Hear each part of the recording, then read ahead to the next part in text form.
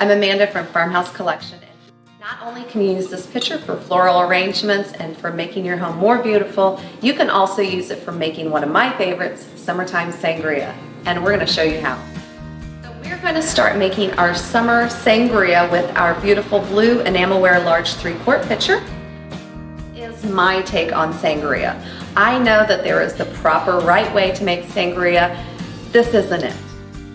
And whatever fresh fruit you've got in your fridge, it doesn't have to be cut up perfect, just throw it together.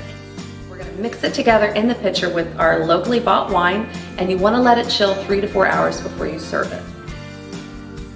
So now we're done making our summer sangria, and I'm going to show you a really quick way just to dress up your drinking glasses.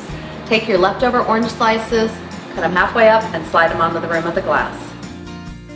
Summertime, we use the Himmelswein because it's not super sweet, it's still kind of fruity. And then during our Christmas open house, we mix together the Picataba and the cranberry wine for the same thing. I really like this one, especially paired with the fruit. It's really good.